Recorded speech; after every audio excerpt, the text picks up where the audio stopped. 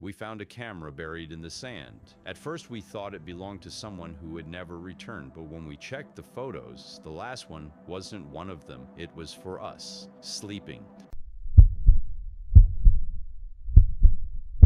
I was already in the water when I realized he wasn't floating. He was standing in water that was 40 feet deep, and he was looking directly at me. I'd been on Palawan for 11 days, solo trip, small guest house, wooden floors, ceiling fan that clicked on every third rotation, like it was counting something. Mang Rudy, the owner, was a man of few words. He handed me a key, pointed at the beach, and disappeared. That was fine. That was exactly what I needed. The beach was empty every morning, just pale green water, wet sand, and the kind of silence that sits inside your chest. I started swimming at dawn, no one around, just me and my own breathing and the occasional distant fishing boat. That's when I noticed him. Same spot. Every morning, 200 meters out. Small wooden boat, sun-bleached white. A figure sitting in it. I assumed he was fishing. People fish here. It's normal. I didn't look twice. But on the fifth morning, he wasn't fishing. No rod, no movement. Both hands on his knees, the head turned directly toward shore, toward me. Something about his posture made my stroke slow, too still, too focused. The way someone sits when they are watching something very carefully. I told myself it was nothing. I went back to my room. That night, I couldn't explain why I locked the window. Day 7, I swam out further than usual. The water had turned darker, that deep blue-green that means the shelf drops away beneath you. I was maybe 150 meters from shore when I felt it, that specific cold, the kind that rises from below. I stopped kicking and treaded water. The boat was gone.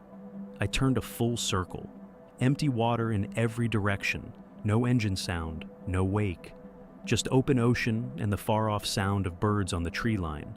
I started swimming back. Halfway to shore, I looked down. Reflex, instinct, I don't know why.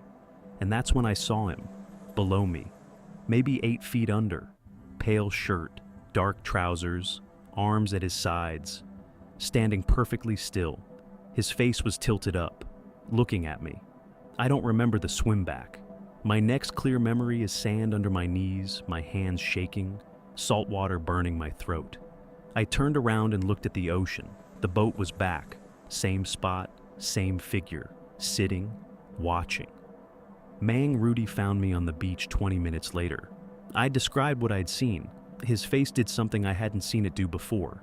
It went carefully, controlled. He said only this: "You swam past the marker buoy." I told him I hadn't seen any buoy. He nodded slowly and looked out at the water. "No," he said quietly, "you wouldn't." He never explained what that meant. I left the next morning. I've thought about it every day since. There are things in that water that the locals don't talk about. Not because they don't believe in them, because they've learned not to attract their attention. The guest house had 5 rooms. I was told only 3 were occupied, so I need someone to explain to me whose shoes were outside room for every single morning. Ilha Grande, Brazil, off-season, which meant the island was half empty, and the ferry only ran twice a week. I'd rented a room at a small place called Posada Serena. White walls, blue shutters, bougainvillea climbing every surface. The owner, Dona Fatima, was warm and round and moved through the kitchen like she was part of it. She told me at check-in, 3 guests, including me, an older German couple in room 2, a solo photographer in room 5, rooms 1, 3, and 4 empty. I was in room 3. Room 4 was directly next to me. First night, I slept well. Salt air, exhaustion, the distant sound of water. Second night, I woke at 2 a.m. to the sound of movement through the wall. Slow, deliberate footsteps, back and forth, like someone pacing. I lay still and listened, told myself it was the photographer. Old buildings carry sound strangely. The walls here were as thin as paper. Morning came. I stepped outside my door and stopped. A pair of shoes sat neatly outside room 4.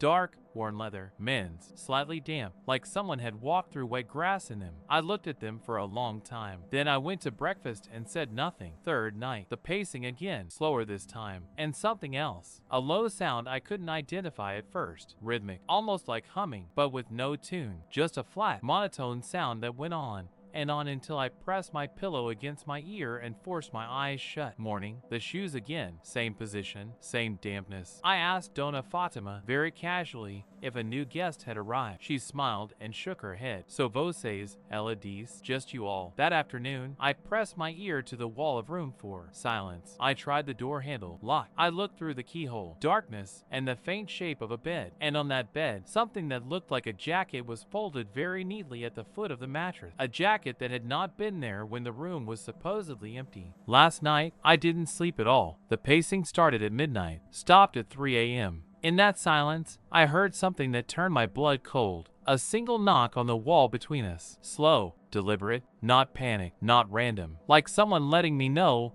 they were aware of me. I sat with my back against the opposite wall until sunrise. A lamp on, my phone in my hand with emergency services already pulled up. Morning, I went outside. The shoes were gone. I found Dona Fatima in the kitchen and told her everything. The sounds, the shoes, the knock. Her expression didn't change. She poured her coffee slowly and then set the pot down. Room 4, she said. We don't rent anymore. I asked her why. She looked out the kitchen window toward the garden. The last man who stayed there, she said quietly, didn't want to leave. I checked out within the hour. The German couple looked confused when I passed them in the hall with my bag. I didn't stop to explain. I just know this. Whatever was in room 4 wasn't a person, but it had learned to behave like one, and it knew I was right on the other side of that wall.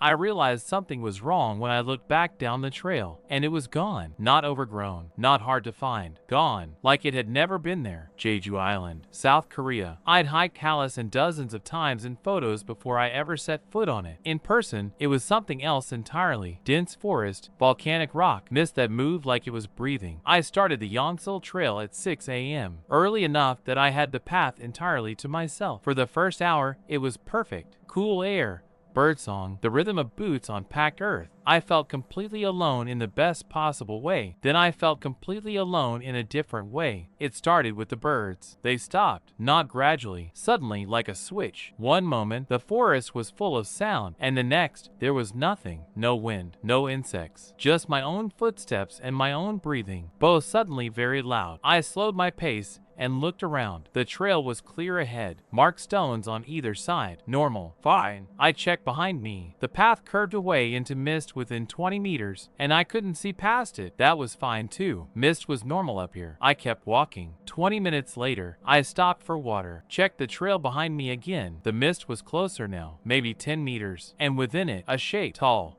thin, standing just at the edge of visibility, not moving. I told myself it was another hiker. Obviously, it was another hiker, but hikers move. They shift their weight, adjust their pack, check their phone.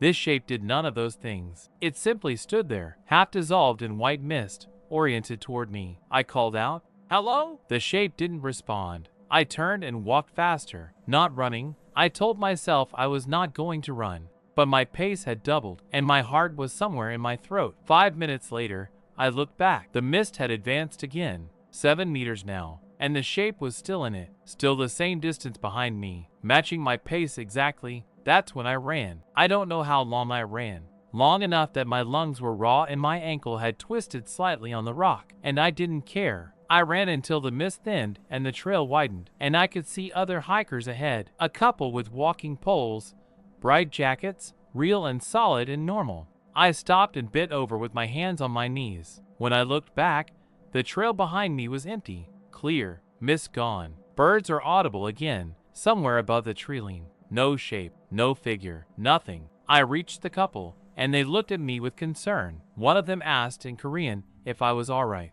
I said yes. I looked fine, they said, just a little pale. I didn't tell them what I'd seen. I hiked back down with them and didn't look behind me once. Later, at the trailhead, I spoke to an older man selling tea from a small cart. I described the section of the trail, the mist, and the figure. His face went very still. He handed me my tea and was quiet for a moment. Then he said, "That part of the mountain, some people say it shows you something. What's following you? Not outside." He tapped his chest once. "In here." I've thought about that every time I've looked over my shoulder since. Because the thing is, whatever was in that mist knew exactly how fast I was moving, and it never once fell behind. Some places in this world are not haunted by the dead. They're haunted by the part of you that knows you were never supposed to be there. I deleted those photos the same night.